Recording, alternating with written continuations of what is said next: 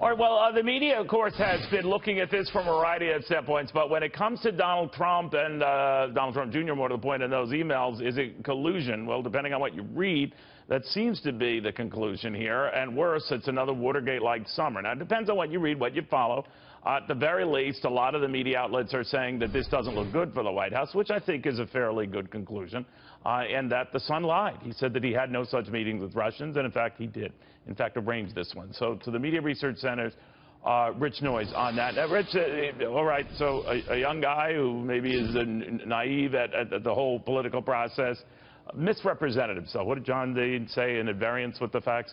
But that's as far as it goes. Now, you wouldn't read that in the media, but how is it looking to you? Well, I think it's an important development, but the media have just been all consumed with this story. You know, we looked at the evening newscast last night. 70% of the CBS Evening News was about this one story. I mean, they're covering it like it's an airplane crash, an earthquake put together. We looked at the CNN morning show this morning, 3 hours long, 2 hours and 15 minutes on the Trump Jr. story, 10 minutes on everything else, then the rest of that is commercial. So, I mean, this is a media that for months has been consumed with this story. They've been talking about collusion for months. Now they're trying to say that, well, now we have some evidence. Well, then what were you talking about for the last several months? It was just conjecture and speculation. And let's see where this goes, because it's just a few emails. It might indicate something.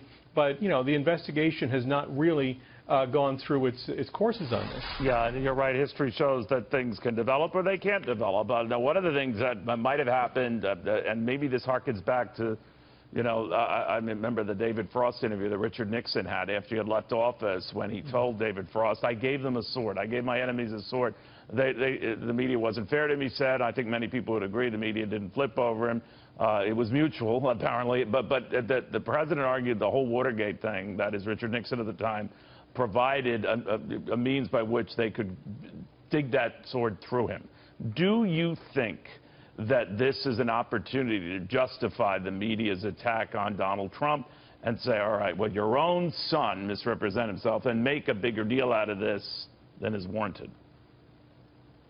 Well, I mean, I think for months now, at least the liberal news media has been searching for a justification for their relentless coverage of this. I mean, they've been covering, you know, they're breaking into regular programming to cover hearings. They've been giving this, you know, hundreds of times more coverage than, say, tax reform or the health care bill. I mean, this has been the consuming story of 2017.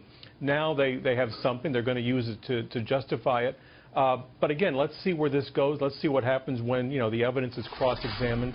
You know, it's a little too early to be dancing the way the media are in the streets. Yeah, we'll see. I have a feeling it's going to be a long summer, though. Rich Noyes, thank you. Yeah. Always good seeing you.